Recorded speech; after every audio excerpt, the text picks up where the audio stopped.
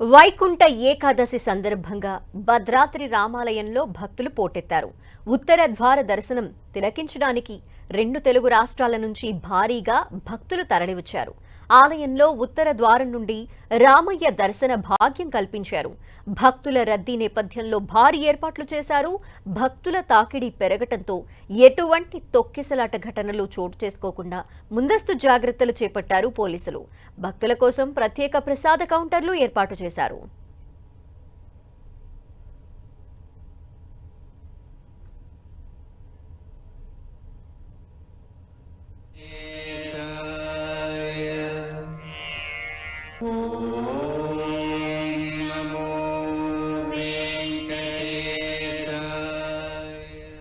భద్రాద్రిలో ఏర్పాట్లపై మరింత సమాచారం మా ప్రతినిధి సైదులు అందిస్తారు. భద్రాచల సీతారామచంద్రస్వామి దేవస్థానంలో ఉత్తర ద్వార దర్శనం ద్వారా సీతారామచంద్రస్వామి భక్తులకు దర్శనమిచ్చారు. పెద్ద ఎత్తున 2 తెలుగు రాష్ట్రాల కూడా భక్తులు తరలి వచ్చిన పరిస్థితి ఉంది. మనం చూడొచ్చు భక్తులకు ఎలాంటి సౌకర్యాలు కల్పించారు అడిగి తెలుసుకునేందుకు మనతో పాటు భక్తులు. జగ్గైపేట నుండి ఇదే ఫస్ట్ టైం అండి రావడం.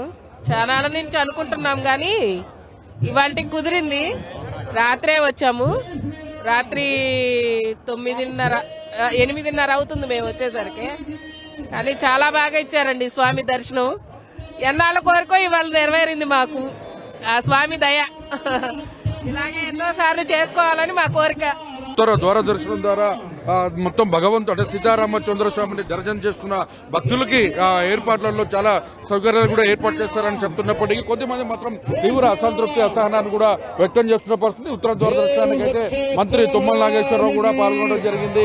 అయితే గతంలో తిరుపతిలో జరిగిన ఘటనను దృష్టిలో పెట్టుకుని పెద్ద ఎత్తున కూడా తెలుగు రాష్ట్రాల నుంచి వచ్చిన ప్రజలకు ఇబ్బంది కలగకుండా భారీ సెక్టార్లను కూడా ఏర్పాటు చేశారు. ఇక్కడ భారీ బందోబస్తులు కూడా ఏర్పాటు చేసిన పరిస్థితి మనం చూస్తున్నాం. విజువల్స్ లో చాలా జాగ్రత్తలు తీసుకుంటున్న పరిస్థితి అయితే కనిపిస్తుంది. ఎందుకంటే తొక్కిసలాటలు అనేది జరగకుండా ఉండేందుకు పెద్ద ఎత్తున కూడా ఏర్పాట్లు చేశారు. అమ్మా, ఎక్కడి నుంచి వచ్చారు మీరంతా?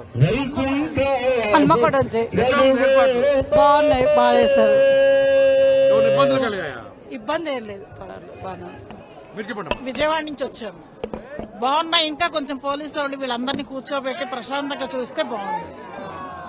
చూడొచ్చు మొత్తంగా జై శ్రీరామ్ అంటూ కూడా ఆధ్యాత్మిక శోభను భద్రాద్రి మొత్తం కూడా శ్రీరామ నామస్మరణతో మారుమోగుతుంది. 2 తెలుగు రాష్ట్రాలతో చిన్నలు పెద్దలు అంటే వృద్ధుల నుంచి చిన్నపిల్లల వరకు కూడా పెద్ద ఎత్తున కూడా భక్తులు తరలి వచ్చిన పరిస్థితి అయితే కనిపిస్తుంది.